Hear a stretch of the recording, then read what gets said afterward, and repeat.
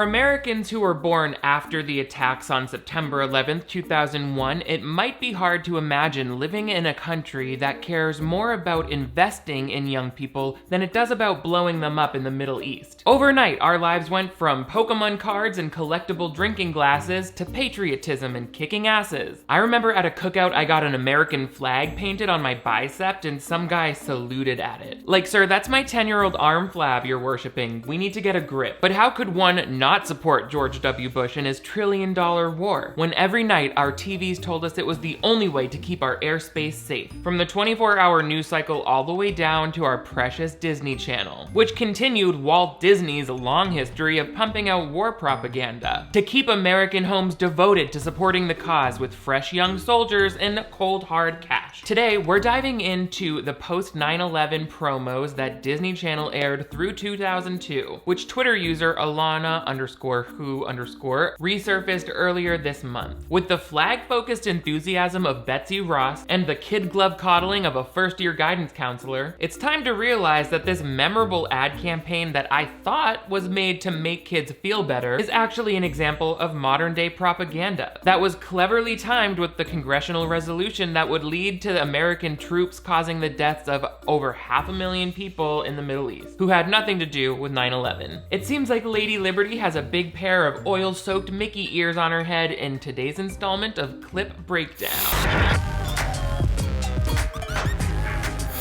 Hello television viewers, my name is Nick. Thank you so much for joining me once again on my channel for another installment of Clip Breakdown. This is a playlist where we dive into our favorite movies, TV movies, and other content on the web, and we say that's USDA approved, or that's bad for the country and good for our enemies. And today we are getting just a little political in a look at some of these promos that were instantly flooding back to my memory as soon as I saw them on Twitter. But before we get into it, make sure you give this video a big thumbs up if you want to see even more clip breakdowns on old promos like this. But most importantly, if you're new to my channel, I would love to have you click that subscribe button right over here. That way you never miss new videos from me. I upload 2 new ones every week. Turn on notifications so you'll always be the first to know. And I've also got merch and a Patreon. Like I previously said, these all came flooding back to my mind. Somebody tagged me in a thread by this Twitter user, Alana. Tell me if you remember, if you were a kid in 2001, do you remember seeing these?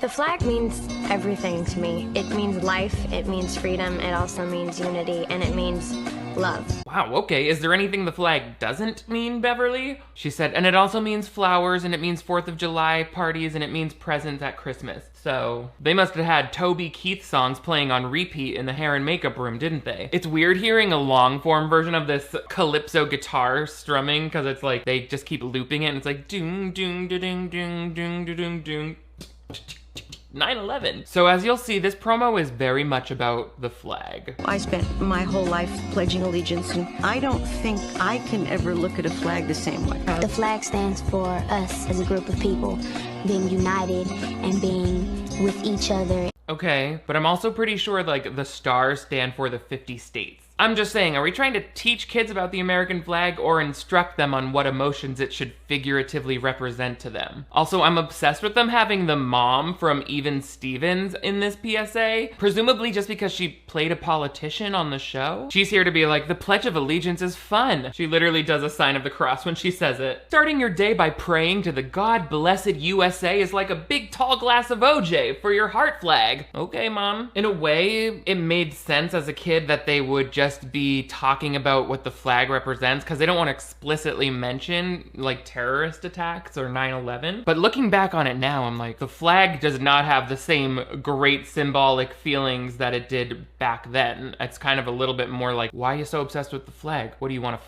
Donald Trump? Seems like it. I saw a fire truck pass by the other day, and it had an American flag on it, and it was blowing in the wind. It was so amazing, and everyone just started clapping and cheering. Not Hillary Duff originating the "and then everyone clapped" meme, baby. Not that I'm doubting her story about all of the townspeople cheering because of the flag on the back of a fire truck, but do you think one of the first responders was like, thank you for clapping. Do you know who set fire to the mosque in your town? I think they really wanted us to feel like these are cool teenagers who can drive. I had to drive cross country country. We saw the flags, saw the proud to be American flashing signs on the highway. All the flags, you know, you ride down the street. Driving down streets and seeing, 16 houses all having their flags up high and driving with my little American flag on my car. It's so awesome to see flags on everybody's car. I can't help but feel like Disney Channel wants me to buy an American car. And it doesn't stop there. It sounds like the auto industry was in bed with the American flag antenna topper industry, trying to take over the face of this country, just like the federal highways. They basically just had Lewis Stevens be like, I love watching my grandfather, who is a veteran, take his Chevy to the levee and just sit on a warm slice of apple pie. Like, okay. And I love Paula J. Parker being like, it's just all of the flags, Now I do. I didn't before. I don't trust all of this talk about cars for some reason. It's crazy because now one of the big climate problems is moving transportation back to clean electric, which is interesting because most major cities used to rely on clean electric transportation systems until Ford and the automotive industry started transforming cities by building highways to make everyone more reliant on fossil fuel powered cars. For example, I recently learned that West Adams, which is one of the oldest neighborhoods in Los Angeles, at one point in the 40s and 50s became an affluent black area. It was a thriving community. But then the construction of the 10 freeway just tore it in half and used eminent domain to displace people from their mansions, like black successful business owners, just causing them to all leave. It just tore the community apart. The Los Angeles Sentinel reported the road could have been built without cutting through the so-called Sugar Hill section. However, in order to miss Sugar Hill, it was said that the route would have to cut through Fraternity and Sorority Row, area around USC. Sorority and Fraternity Row still stands and Sugar Hill doesn't, so you know who won out. I think it's just an example of how the US government allowed this industry make decisions that affect all of us to this day and that further instill black oppression and,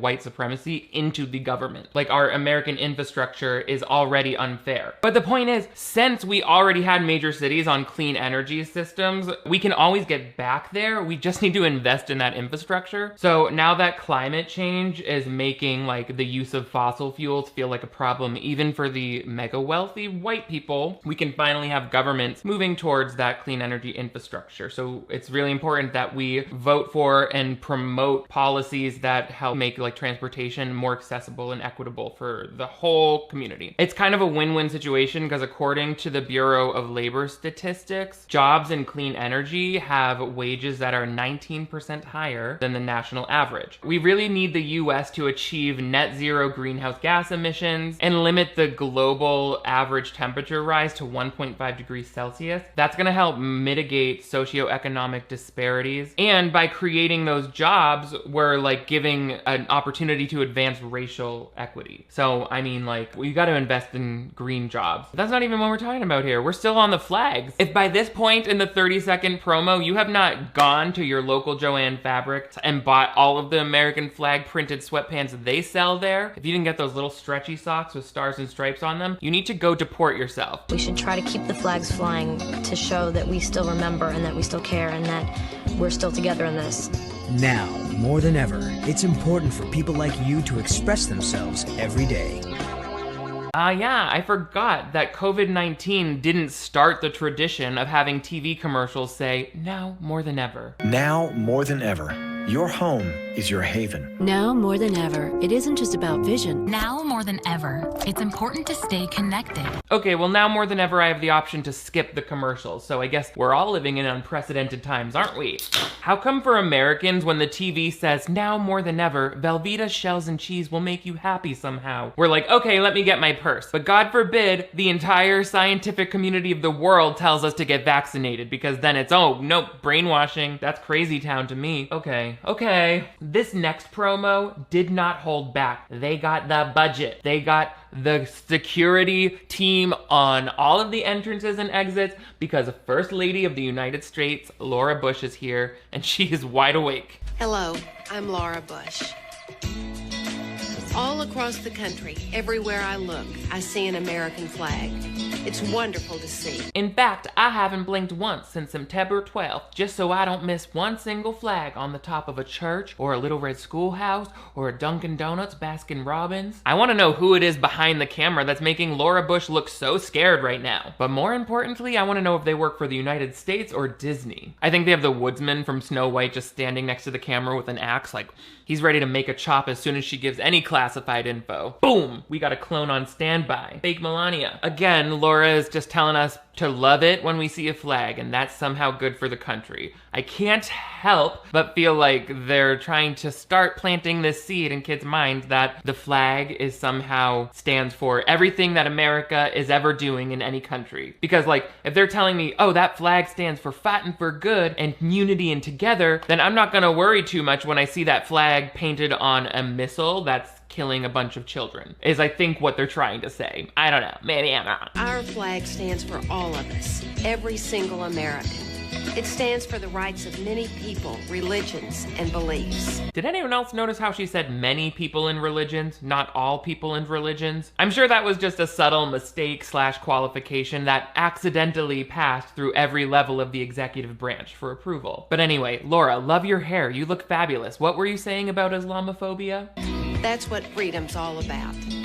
And that's a flag worth flying high. Oh, it almost sounded like you were gonna say a flag worth fighting for. I wonder if any other kids got that impression when they coupled it with the images they saw on the news every night of the United States bombing the Middle East. And that our armed forces had pretty much carte blanche to attack anyone that, quote, was responsible for the recent attacks launched against the United States. Spoiler alert, that was a handful of terrorists. Not hundreds and thousands of innocent civilians throughout Pakistan, Iraq, and Afghanistan. Since 2001, the armed forces have been responsible for countless lives lost. Americans killing other people, innocent people, people who had nothing to do with 9/11, people who are part of groups that have formed since 9/11 because of US conflict. So it's really hard to justify any of the money that we're spending or the bombing that we're doing or the fighting that we're doing in the Middle East because it's been 2 decades, and the reasoning from this congressional resolution back in 2001 and 2002 was way too vague and always like kind of had dubious interests.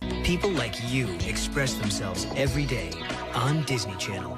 Oh, that's me expressing myself. Wow. I'm the end guitar string. Wow, wow, wow, wow, wow, wow, wow. 9/11 was an accident, everyone's happy. You guys, this next one is too much, because apparently Shia LaBeouf has always been an artist. Do you guys remember when Shia LaBeouf like plagiarized his whole graphic novel? He got encouraged to be trite from an early age, it seems like. Hollywood was always ready for this guy's opinion. I wrote a poem about it. Mind if I... It's called One Man. Those producers were like, oh, by all means, a poem by a cis white man told from the perspective of a cis white man. You can have this whole TV spot, Shia. You got the 1.5 minutes. So fake. Do you guys mind if I brought this? Me is only one man. How do I stop all this hate? How can I replace it with love instead of sealing my fate? Me is only one man. How do I love? Smile at those lost, smiling from above. I don't know what he's talking about, but I can tell he's really proud of it. Let's all just nod. Does he want me to smile up at the sky at dead people? That's how I learned to love? The advice is weird, and it's not helping with the international conflict. Why would you cut yourself short just because of another person's actions? Instead, give help, love, and there would be no need for a weapon. That was the first time he read that line out loud, and you can see him realize the rhyme doesn't work as well as it did in his head. But this is a professional child actor, okay? He played off that realization effortlessly, as though it were a thoughtful pause, just contemplating between stanzas. That's how he wins a Daytime Emmy in a couple years. Shia, you got this! Me is only one man. How do I survive? Yeah, we've had some tough times, but we're still alive. Okay, it seems like he might not have had all the details about 9/11 when he wrote this, because that line comes off just a little tone deaf. There were tragically many lives lost, so maybe find something else that rhymes with survive. Actually, you know what? I vote we just take this whole line out. What about you being one man? How much do you love the lighting on these spots, by the way? They give you this beautiful soft box from underneath. If you give someone an uplight, like under their chin, it just makes everyone look youthful and hopeful. Let's hear more Shia. He's like, me is only one man. I masturbate into a can. Me is only one man. They call me an American. No matter if I'm Christian, Jewish, Muslim, Catholic, any persuasion. I want to be nice because he was just a child, but I also can't pretend to hear a rhyme where there is none. And I'm not saying all poems have to rhyme, but he's the one who set me up to kind of expect a couplet there. Is this what happens when you get your English classes in 15-minute bursts between camera setups? And yet somehow, since he's on TV, it's like, oh my god, H.G. Wells, but without the anti-Semitism. And a poem, poetry, a famous poem, he's a famous poet. I think through this pain I've learned a powerful lesson. That it's awesome to be an American citizen. Signed, a cisgender, heterosexual white man. Yeah. America's the raddest. Let me know in the comments, were you aware that Shia LaBeouf cured terrorism and ended conflict with that poem back in 2002? I'm so grateful. Also in 2002 was this final spot, which includes some other familiar faces, such as my girl Lalaine from Lizzie McGuire. It does help to talk about September 11th, because you know, you get it out of you and you get to be heard. It was such a traumatic event that, I mean, how could you forget? I think it does help to talk about it a lot because even though it was a year ago, it seems like it happened yesterday. However, what actually would have happened yesterday, or shortly around the time this came out, George W. Bush would seek and later win congressional approval on the authorization for use of military force against Iraq resolution of 2002, meaning the military was free to fight against Saddam Hussein's Iraq government and in what would eventually become known as Operation Iraqi Freedom. Alana, in her Twitter thread, actually makes the point that these Disney promos are timed very conveniently with that 2002 vote. Why is Disney asking kids to remember the events of 9/11 and start thinking about and talking about their trauma again? It feels like the US government had an interest in keeping the American families still feeling very sensitive and emotional about the attacks so that we would support that war effort, keep paying taxes, and continue sending our 18-year-old children to sign up for the army. And I'm not saying that the US government secretly controls everything that the Disney Channel puts out. I don't think it works that directly. But as we saw with the automotive industries, the US government and these private corporations are not operating in separate vacuums. It seems like the government is communicating with businesses more than they are with us because they're so concerned about making sure the economy stays afloat and the wealthy stay wealthy so that the rest of us can just suffer and die. It's okay to be doing all of that as long as the CDs that you're selling on iTunes end with, "We're all in this together, and I know that my bomb blows your face up, you're dead now." This is a dark one. Mama, she's dark today. She's dark-sided. I should have worn purple lipstick. I'm just gonna burn my fingerprints off on this light.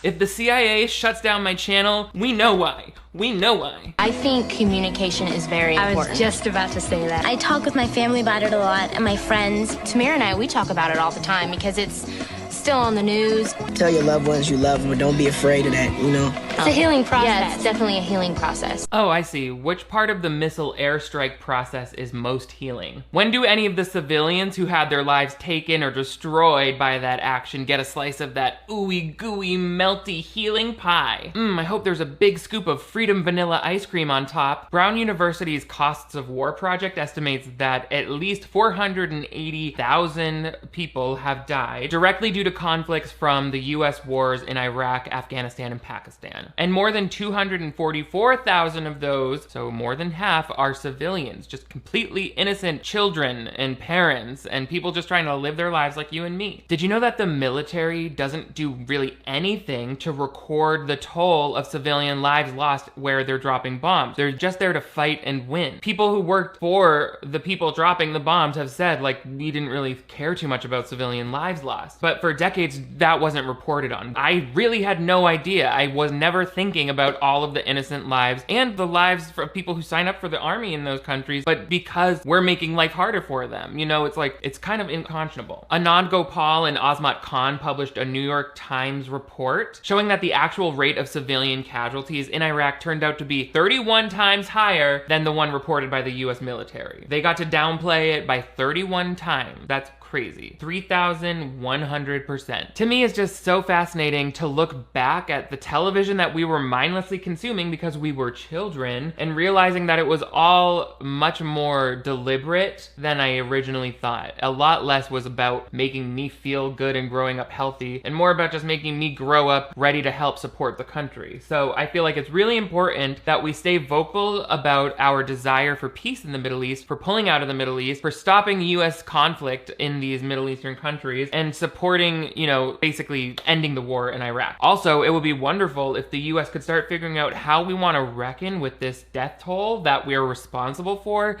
and start making reparations to these countries that have been war-torn for most of my life because of the actions of our government that they took after the September 11th terrorist attacks. You know, they just used fear to manipulate us and using basically the US powers to further enrich who? I mean, the poverty line is, the divide is huge. So who got rich off these wars? Not us, not the American people. It must be the richies, the people who own oil companies, who own weapons companies, who make money off of wartime spending. So it's something to really think about, people, and I really encourage all of us to vote with our hearts and vote in a way that is empathetic towards human life on a global level. But that's for you to decide when you go to the polls. So stay thoughtful, stay healthy, stay happy, get vaccinated, send in love to all of you. Thank you all so much for joining me for this dark dive into the Disney propaganda machine. Let me know what else is dark and haunting from our kids' viewing past. I would love to get into it. Also, give this video a big thumbs up if you want to see even more videos like this. Most importantly though, click that subscribe button right down there if you want to see more from me. I upload 2 new videos every week, so turn on notifications and you'll always know when we're flying our flag for the troops so high. Also, I've got merch available and a Patreon where you can access exclusive monthly episodes and virtual watch parties and other benefits. You guys are all the greatest. Thank you so much for enlisting in the army with me today. I will see you next time.